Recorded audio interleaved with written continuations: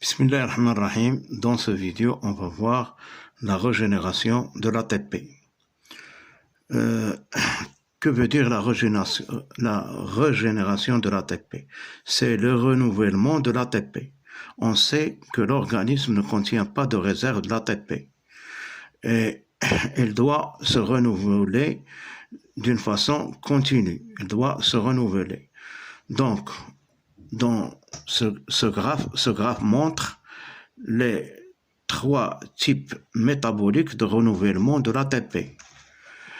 Donc, au début, voilà, ce graphe montre un athlète au début de la course, après et en fin de course.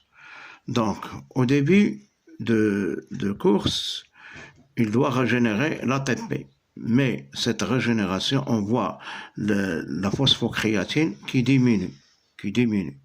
Donc la phosphocréatine s'hydrolyse et donne le phosphore et la créatine. Le phosphore s'associe à l'ATP pour renouveler l'ATP.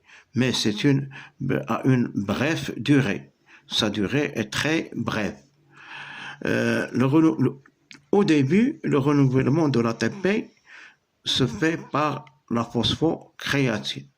Donc, puisque la phosphocréatine tombe à 0 au début, il doit être renouvelé.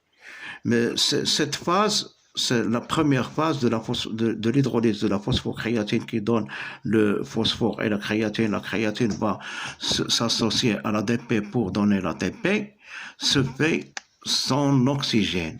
Sans oxygène et sans formation de l'acide lactique. Elle est analactique. Analactique veut dire sans formation de l'acide lactique. Ce qui va prendre le relais, c'est la fermentation. La fermentation, voilà la régénération de l'ATP. On sait que la fermentation donne, à partir d'une molécule de glucose, elle donne 2 molécules d'ATP, elle va donner l'ATP, mais en même temps, elle va se former l'acide lactique. Elle se fait sans oxygène dans un milieu anaérobie, mais alactique veut dire avec formation de l'acide lactique. Mais cette phase dure quelques heures. Après, ce qui va prendre le relais, c'est la respiration cellulaire. C'est la respiration cellulaire qui utilise l'oxygène, c'est elle qui va durer.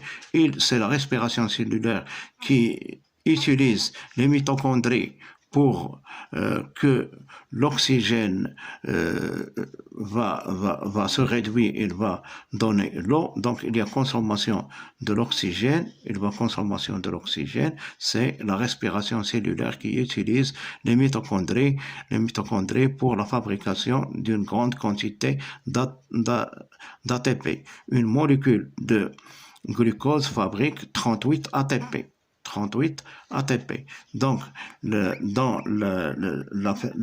ce qui va prendre le relais dans la dernière, c'est la respiration cellulaire. Elle va durer longtemps, l'athlète, puisque l'athlète commence à courir, plus qu'il utilise la respiration cellulaire en utilisant les mitochondries. Les mitochondries sont chez l'athlète qui court de 3000 à 4000 mètres et plus, et le marathon, les mitochondries sont bien développées avec des crêtes, parce qu'ils utilisent la respiration cellulaire.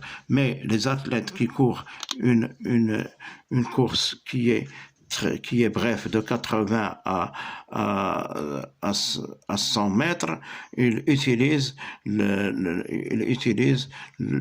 la phosphocréatine au début et après la fermentation. Il y a accumulation de l'acide lactique dans leurs muscles, d'où il provoque des douleurs. Donc, mais l'athlète qui court qui court des kilomètres, par exemple 3 jusqu'à 6 kilomètres, alors il présente des mitochondries qui sont bien développées et il y a le métabolisme de la respiration cellulaire, utilisation de l'oxygène avec libération d'une énorme quantité d'énergie. Merci.